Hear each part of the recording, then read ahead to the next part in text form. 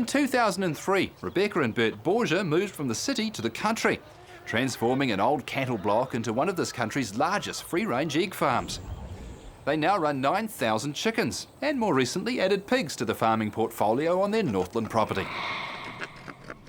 Bert and I chose to go farming when we had kids because we wanted to have Bert around, and we wanted to farm in a way that was sustainable.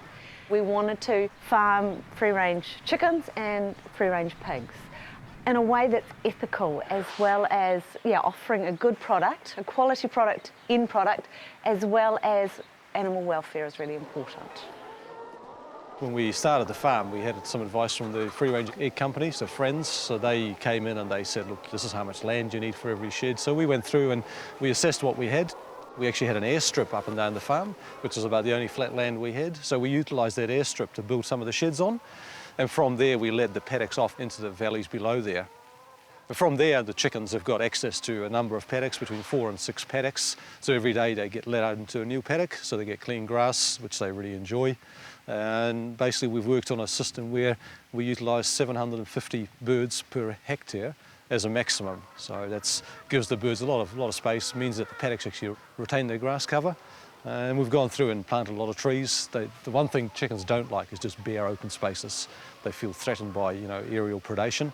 So we planted a lot of poplars all around the farm, redwoods, poplars, pines, etc.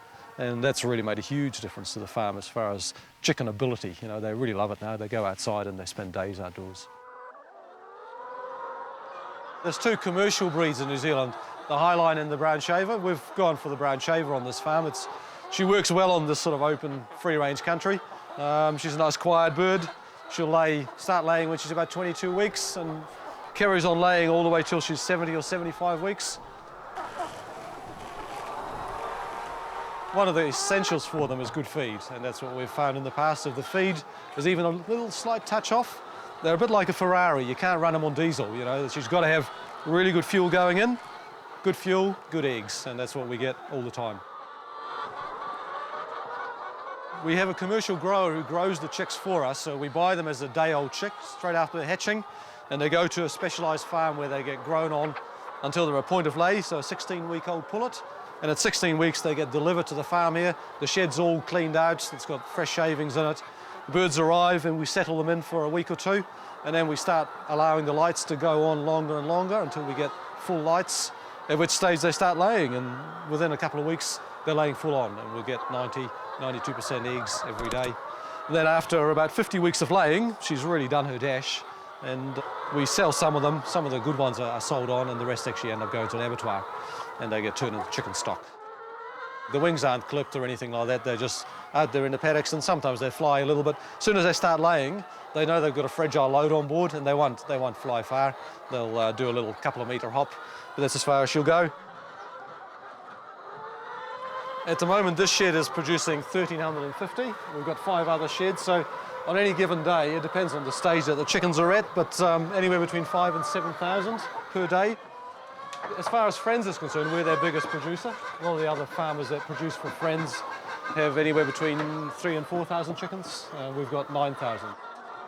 It is a labour-intensive job. I mean, with the chickens, we're in the sheds between 4 and 5 times every day. Every egg has to be handled, picked up, slight little wipe just to get the dust off it, into the tray, then the trays go into the truck, then they go into a chiller. It's hard to mechanise because of the scale that you're on. You can only put so many free-range chickens in a shed, so to mechanise that is just not really economical. So it's got to be done by hand, and that's one of the reasons that free-range eggs are generally a little more expensive. When we started, we were audited under the Assure quality, which is the MAF standard for organic chickens, and on that standard you can only have 1,500 birds in a shed. So this shed was designed for that particular standard. So 1,500, no more. There's always water, there's always feed, there's access to the outdoors. They've got places where they can roost, and there's a certain amount of roosting space they've got to have. The litter has got to be friable so they can dust bathe, and they've got to have lights so that they'll keep on laying. There's a whole range of minimum standards that we've got to meet, and if you meet them, the birds are actually healthier. I mean, you can try to push things, but it doesn't actually work out. So it is actually, the standards are designed to ensure good welfare standards for the birds, but also to actually give you, a profitable operation.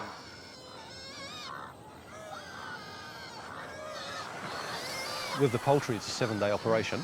Pigs are very similar. You've got to feed them every day, so if you're going to be here every day of the week, every week of the year, you might as well incorporate other livestock that require that sort of attention. The breed that we settled on was a Tamworth, which is an old British breed. It's a very hardy breed. It loves being outdoors. It will graze, it will forage, it'll find its own food, it will farrow in the paddocks, and well suited to this sort of environment. So we started with them, and we bred from there to have an animal that's slightly faster growing. The Tamworth is a bit slow, so we used a Duroc boar over them, and now we've got a pig that loves the environment, does very well outdoors, takes a wide range of food, and is still economical to grow. On the farm at the moment, we run approximately 100 sows. We finish 1,000 to 1,500 pigs every year. So on the farm at any one time, there would be between 300 and 400 pigs. We use a number of different sources of feed. The bulk of it is pellets that we buy commercially, so they're a formulated feed. So any pig that's being finished on the farm, that's going to go into the abattoir and into a butcher market, gets finished on feed that's formulated for them. The sows, on the other hand, are a lot more forgiving, and we use pastry, we use kumara, we use broken eggs from the poultry farm. So there's a range of foods that we use for the sows. We went free range because we didn't want to build huge facilities for the animals, and we didn't like the concept of putting pigs indoors. At the same time, we had a lot of land here, so we looked for a way of utilising that land and actually making something out of it. The farm is 160 hectares, about 20 hectares is the chickens, and the rest basically devoted to the pigs. 99% of our weed control, our gorse control, is all done mechanically. So we use a tractor with a slasher and a tractor with a mulcher, and it's like a massive lawnmower, and we just drive it over the whole farm annually. So every year we probably mulch about 100 hectares of land, and it turns out beautiful. The farm, rather than being gorsey, is grassy, but the gorse is still there, the seed is still there, so it's an ongoing expense, an ongoing task. For the free-range meat, there is a premium at the moment. People are starting to become more aware of the whole welfare issue of raising pigs. It's been in the media a lot, of course, and there are people who are willing to pay the extra now. There's a lot of people who say they want good welfare outcomes for animals. To translate that into better premiums for those farmers that are actually going the extra step and actually making sure that their animals are cared for maybe just a little bit better, that's, of course, the challenge.